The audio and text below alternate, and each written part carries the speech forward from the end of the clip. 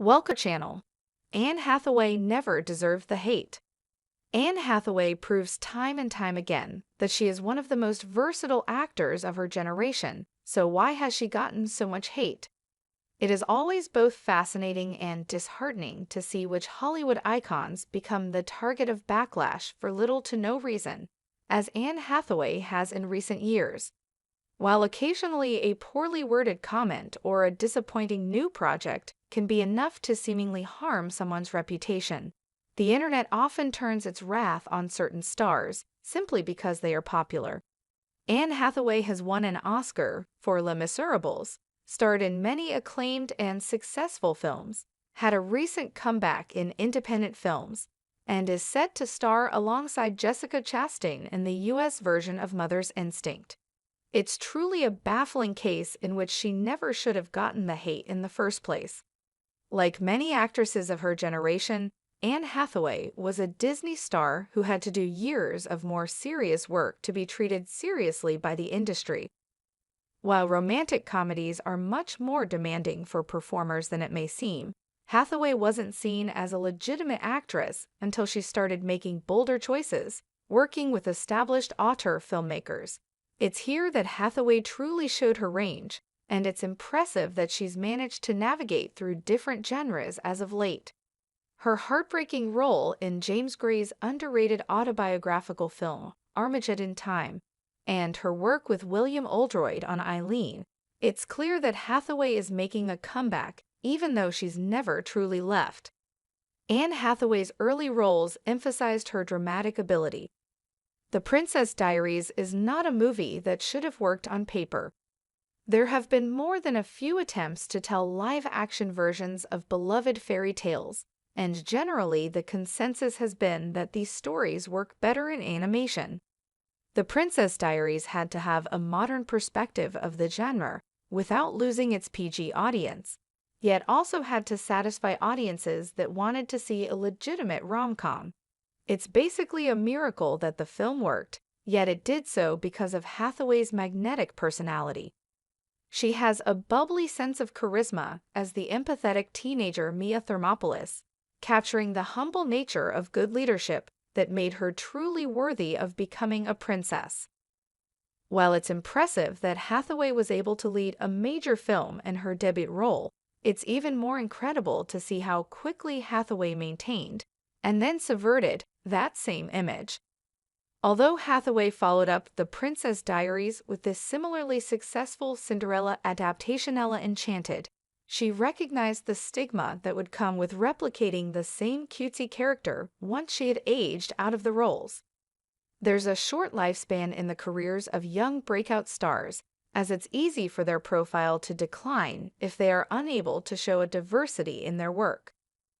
Hathaway took on several roles that emphasized her dramatic abilities, while The Princess Diaries and Enchanted take place in a magical form of reality. That didn't mean that Hathaway couldn't bring maturity and humanity to her performances.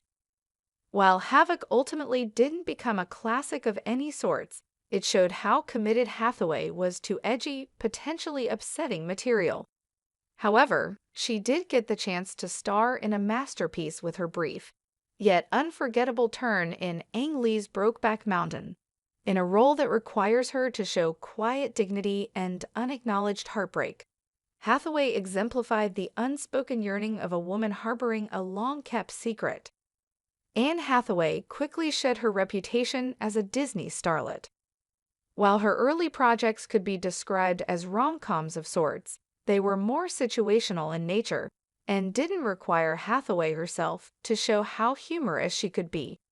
However, that didn't mean that she didn't have a much snarkier sense of humor, and her subsequent roles in The Devil Wears Prada and Get Smart proved she could go toe-to-toe with industry veterans. Trading verbal spars with Meryl Streep and doing physical gags with Steve Carell isn't easy, but Hathaway managed to hold her own. Hathaway's rom-com work is notable, as she was able to even be the best part of generic projects like Love and Other Drugs and Valentine's Day. However, it was the dramatic strength she showed in Jonathan Demme's modern classic Rachel Getting Married that made her one of the best of her generation. Demme's elegant, piercingly personal study of a woman reconnecting with her family after emerging from rehab is the type of film that only works if the performance at its center is captivating. Hathaway brought an unflinching, yet subdued elegance to the role that captured Rachel's imperfect, yet sincere attempts at self-improvement. It was long before the industry had to recognize her talents in a major way. 2012 was arguably the most important of her career, as she took on the highly anticipated role of Selina Kyle in Christopher Nolan's The Dark Knight Rises. It was going to be a challenge for any actress to top Michelle Pfeiffer's culturally defining work as Catwoman in Batman Returns, but Hathaway managed to take a different angle on the femme fatale with a heart of gold. She even managed to add a bit of humor to Nolan's otherwise bleak trilogy. While opinions vary on Tom Hooper's Les Misérables, Hathaway's show-stopping performance as Valentine is simply heartbreaking. The brief, yet essential performance earned Hathaway a very well-deserved Academy Award for Best Supporting Actress.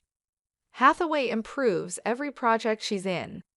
It's unfortunate that actors are often judged based on the success of their projects, and not necessarily their work on them. Hathaway took some bolder risks later on, and managed to give interesting performances despite the quality of the project. She added a lot of needed charisma to Nancy Meyers' The Intern, certainly committed to the material in the Alice in Wonderland films, and even managed to make Nolan's most bloated dialogue sound compelling in Interstellar. Each of these films has its passionate defenders, so there's hope that Hathaway's work has at least found its audience. Thankfully, Hathaway has reached the point in her career where she can truly take on passion projects. Between using a cut, she added a lot of needed charisma to Nancy Meyers' The Intern, certainly committed to the material in the Alice in Wonderland films, and even managed to make Nolan's most bloated dialogue sound compelling in Interstellar. Each of these films has its passionate defenders, so there's hope that Hathaway's work has at least found its audience. Thankfully, Hathaway has reached the point in her career where she can truly take on passion projects.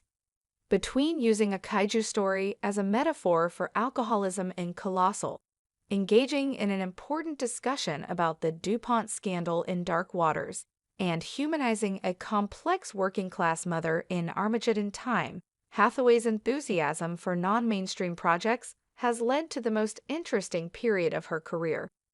It's unfortunate that Anne Hathaway has received so much blowback.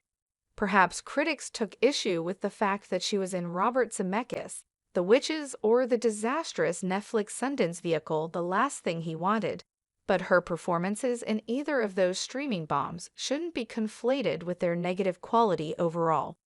Perhaps the internet just seemingly picks an unassuming star out of a hat to unnecessarily hate on, but Hathaway continues to be one of the best and most dynamic actresses of her generation.